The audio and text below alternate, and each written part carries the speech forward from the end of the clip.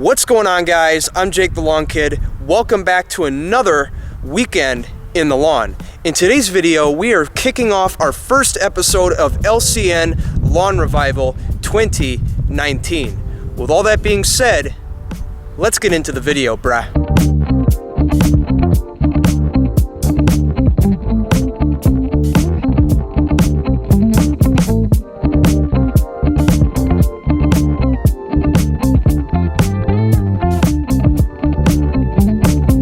Okay, so before we get into the meat and the potatoes of this video, let me catch you up to speed on things that I've done to the lawn here since the last time I've showed it to you. Number one, I went ahead and got any leaves and any debris that was on here. I went ahead and got those off, and I also did a little bit of light raking. The idea with this is we want to make sure we get as much leaves and as much debris off the lawn as possible, and we also want to make sure it's standing up straight to make sure that we're getting as much air, water, and nutrient penetration down into the soil. If we don't have enough of that going on, then we're less likely to have a healthy lawn. Remember, airflow is key.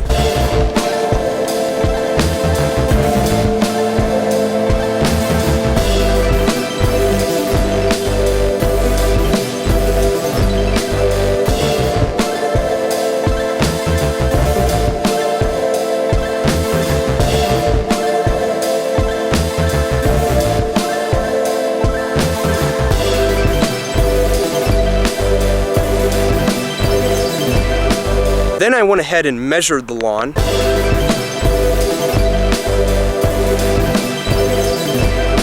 And I came to conclude that this lawn area here, front and back, is 5,000 square feet. All right, so the third thing I did is I went ahead and measured the soil temperatures on the day of the application.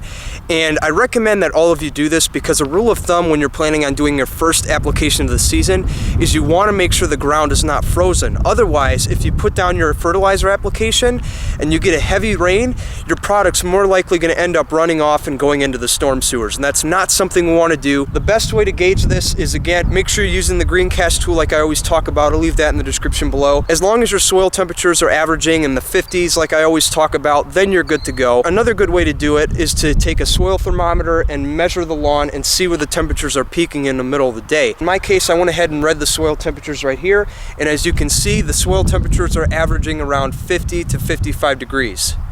That's good.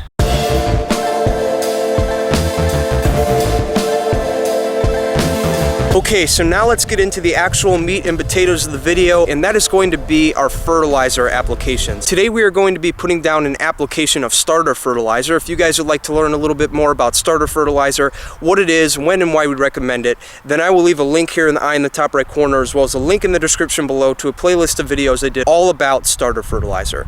Anyway, the product we're using today is a 10-10, 10% nitrogen, 10% phosphorus, 10% potassium, and it's a 40-pound bag, and we are going to be putting that down at a rate of 5 pounds per 1,000 square feet. For those of you guys who are smart, that is going to give us about a ½ pound of nitrogen per 1,000 square feet, and that's all we really need. We don't have to overdo it. We don't have to apply any more than that, because the idea here is we just want to give the lawn a little wake-up call after it's been sleeping all winter.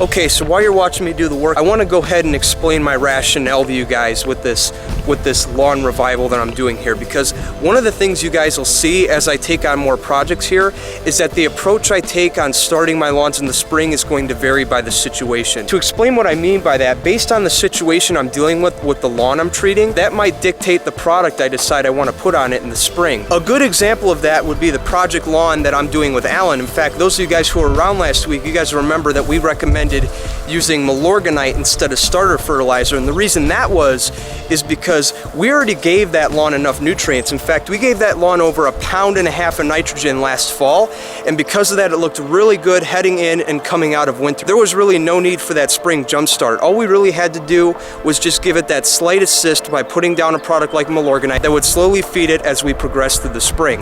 Whereas with this lawn here, it hasn't been fed properly in 2 to 3 years, and because of that, I want to compensate by giving it that spring boost with the three main elements, the N, the P, the K. Now real quick, I just want to go ahead and say I am not bashing the homeowner in any way, shape, or form. She's not a lawn person just like we are, so I'm not really bashing her on that. All I'm trying to tell you guys is based on the situation, that is going to dictate the approach I'm going to take on this lawn. And based on this one, starter fertilizer is the way to go.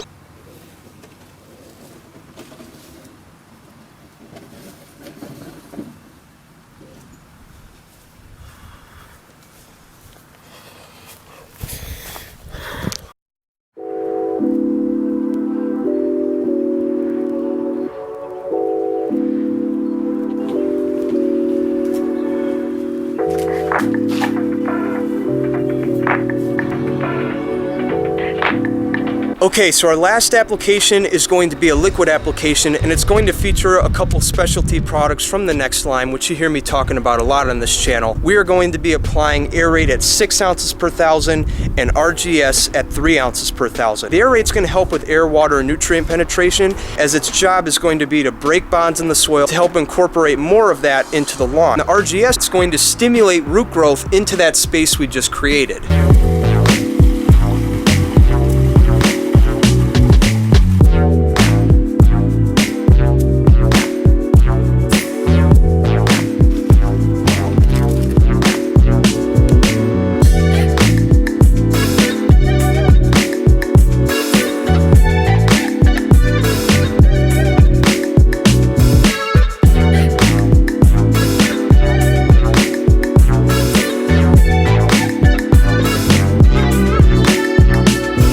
Alright guys, that's going to do it for episode 1 of LCN Lawn Revival. Now, as far as post care goes, it's a good idea to water this application in a good ½ inch like I always talk about.